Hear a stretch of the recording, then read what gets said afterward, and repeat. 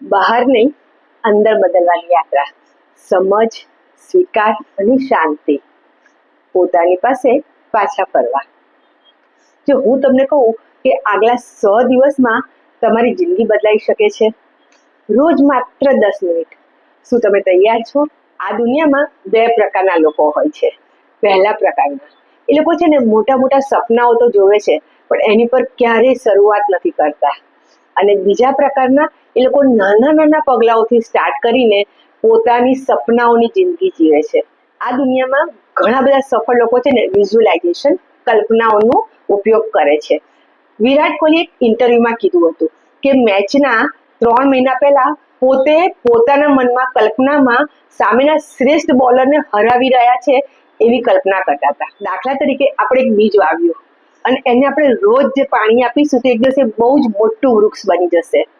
પણ આપણે બીજ વાવ્યું અને એને પાણી નહીં આપીએ તો એ ક્યારેય નહીં ઉગે. આપણા સપનાઓનું પણ એવું જ છે.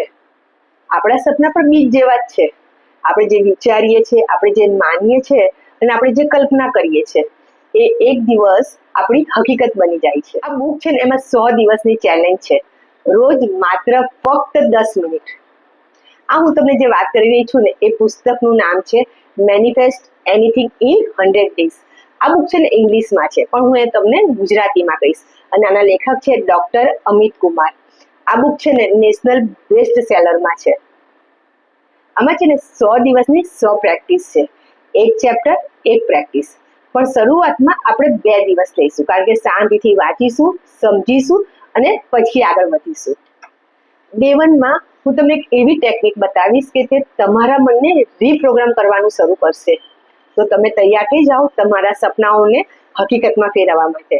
લો ઓફ એટ્રેક્શનનો છે ને ખૂબ જ સરળ નિયમ છે કે આપણે જે સૌથી વધારે વિચારીએ છીએ ને એ જ આપણા જીવનમાં આકર્ષીને આવે છે. ઓમ શાંતિ ઓમનો શાહરુખ ખાનનો ફેમસ ડાયલોગ છે कि हम किसी चीज को पूरी शिद्दत से चाहते हैं ना, उसे पूरी कायनात उसे तुमसे मिलाने की कोशिश में लग जाता है. મારો ફેવરિટ હીરો છે. આ છે લો ઓફ એટ્રેક્શનનો નિયમ. પણ યાદ રાખીએ, માત્ર જાણવું જ પૂરતું નથી, એક્શન પણ લેવું પડે. પહેલા દિવસમાં આપણે કામ કરવાનું છે. આપણે બેસીશું અને લખીશું કે આ 100 દિવસમાં આપણે એવા કયા 5 સપના છે કે જે આપણે પૂરા કરવા છે.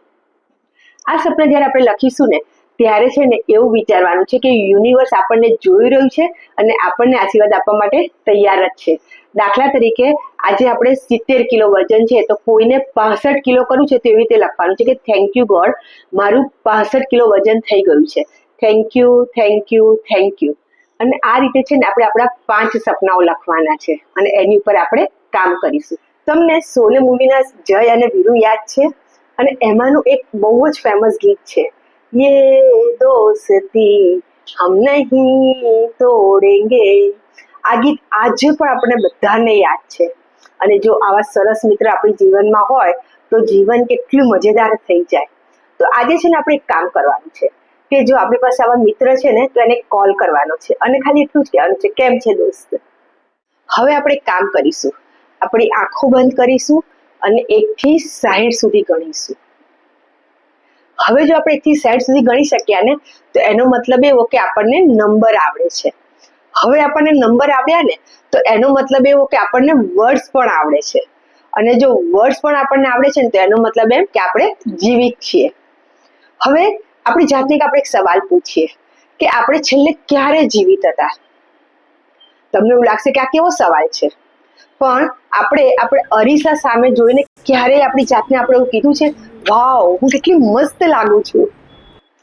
સાચી વાત તો એ છે ને કે આપણે જે નથી ને એની પાછળ આપણે દોડીએ છીએ, પણ જે આપણી પાસે છે ને એની કદર કરવાનું ભૂલી ગયા છીએ. આપણી પાસે એવી ઘણી બધી વસ્તુઓ છે કે જેના માટે બીજા લોકો સપનાઓ જોતા હોય છે. એટલે છે ને આપણે યાદ રાખીશું કે આપણી પાસે જે પણ છે ને એના માટે આપણે ખૂબ આભાર માનીશું, એના માટે ખૂબ થેન્ક યુ કહીશું. તો બ્રહ્માંડ છે ને આપણને એનાથી અનેક ઘણું આપણને આપશે. અને આ વાત છે ને નેપોલિયન હિલ કહે છે. જ્યારે આપણે આભાર માનીએ છીએ ને ત્યારે બ્રહ્માંડ વિચારે છે કે આની પાસે જે છે એમાં પણ આ બહુ જ ખુશ છે, તો લાવો એને આપણે વધારે ખુશી આપીએ તો એ વધારે ખુશ થશે. અને જ્યારે આપણે ફરિયાદ કરીએ છીએ, અસંતોષ કરીએ છીએ ને, ત્યારે બ્રહ્માંડ વિચારે છે કે આપણે ગમે તેટલું આપીએ છીએ પણ એ ખુશ જ નથી, તો આપણે એને નથી આપવું. માટે યાદ રાખીએ કે સૌથી મોટી શક્તિ છે ને એ આભારની શક્તિ છે. હું એક જ લાઈનમાં કહીશ કે જેટલો આભાર વધારે ને એટલી જ સમૃદ્ધિ આપણા તરફ આકર્ષાય છે. તો આજથી આપણે શરૂઆત કરીએ કે આજે અથવા કાલે આપણે 5 જણાને દિલથી થેન્ક યુ કહીશું. અને હું તમારા દિલથી આભાર માનું છું કે તમે આ તમારી મેનિફેસ્ટેશન જર્નીમાં મારી અને પુસ્તકની સાથે તમે શરૂ કરી છે. શું તમને સાપ અને સીડીની રમત યાદ છે? આપણું જીવન અને મેનિફેસ્ટેશન એ પણ એક રમત જેવું જ છે. ક્યારેક છે ને સીડી આપણને ઉપરની તરફ લઈ જાય છે, તો ક્યારેક સાપ આપણને નીચેની તરફ ખેંચે છે. જ્યારે આપણે છે ને મેડિટેશન, વિઝ્યુઅલાઇઝેશન, અફર્મેશન કરીએ છીએ ને, ત્યારે આપણે છે ને સીડીની ઉપર ચડીએ છીએ. અને જ્યારે આપણે શંકા કરીએ છીએ, કામ ટાળીએ છીએ અને આપણી જાતને બીજાની સાથે સરખાવીએ છીએ, ત્યારે છે ને આપણે નીચે સાપની તરફ સરકીએ છીએ. તો આના માટે આપણને એક સવાલ થાય, તો આપણે ઉપર કાયમ કેવી રીતે રહેવું? તો આના માટેની એક ફોર્મ્યુલા છે અને ફોર્મ્યુલાનું નામ છે મેજિક. એમ મતલબ માઇન્ડની ક્લિયરિટી. આપણું મન છે ને કેમેરાના લેન્સ જેવું છે. જો લેન્સ ક્લિયર હશે ને તો આપણી જીવનની દિશા પણ આપણને ક્લિયર દેખાશે. આપણે છે ને એવું નથી કહેવાનું કે મને ખુશી જોઈએ છે, પણ એવું કહેવાનું છે કે હું મારી જિંદગી બનાવી રહી છું એક પ્રેમાળ સંબંધોથી, મનની શાંતિથી અને મારા અર્થપૂર્ણ કામથી. આપણું મન છે ને જેની પર આપણું ફોકસ હોય ને એને આકર્ષશે, નહીં કે આપણી મનની ઈચ્છાને. એ મતલબ અલાઇન્ડ એનર્જી. બ્રહ્માંડ છે ને શબ્દને નહીં પણ આપણી એનર્જીને સમજે છે. આપણે બી એમ કહીશું કે હું કોન્ફિડન્સ છું, પણ અંદરથી ડરતી હઈશ તો બ્રહ્માંડ છે ને ડર જોશે. એનર્જી જ સાચું મેગ્નેટ છે. જી મતલબ ગ્રાઉન્ડેડ બિલીફ. બિલીફ છે ને એક જમીન છે અને એમાં મેનિફેસ્ટેશનનું એક બીજ ઉગે છે. આપણી સાથે છે ને બધી વખત જીવનમાં અચાનક જ ઘણું બધું સારું થયું હોય છે. એનો મતલબ કે યુનિવર્સ છે ને હંમેશા આપણી સાથે જ છે. જ્યારે આપણો વિશ્વાસ મજબૂત હોય ને ત્યારે શંકાઓનો અવાજ છે ને નાનો થઈ જતો હોય છે. આઈ મતલબ ઇન્સ્પાયર્ડ એક્શન. મેનિફેસ્ટેશન છે એક શબ્દ જ નથી, એના માટે આપણે એક્શન પણ લેવું પડે. બ્રહ્માંડ છે ને આપણા માટે દરવાજો ખોલે છે, અંદર તો આપણે જ જવું પડે છે. આના માટે છે ને આપણે એક ફોન કોલ, એક મેસેજ, એક નાની એવી સ્કીલ, આ નાનું સ્ટેપ પણ આપણું આખા જીવનની દિશા બદલી શકે છે. સી મતલબ કોન્શિયસ ગ્રેટિટ્યુડ.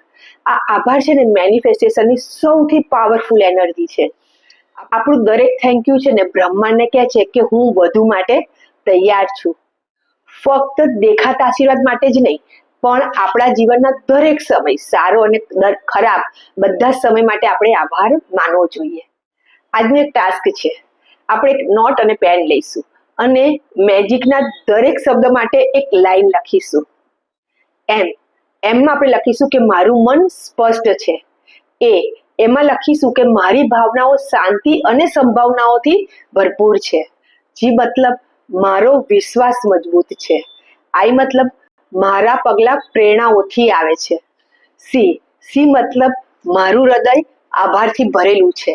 આ છે ને ખાલી શબ્દ જ બોલવાના નથી, એને આપણે ફીલ કરવાનું છે. કારણ કે આપણે જ્યારે મેજિક પ્રમાણે જીવીએ છીએ ને ત્યારે આપણું જીવન છે ને એક સંઘર્ષ નથી રહેતું, પણ એક સુંદર રમત બની જાય છે ને જે આપણે જીતવા માટે જ જન્મ્યા છીએ. Thank you, thank you, thank you.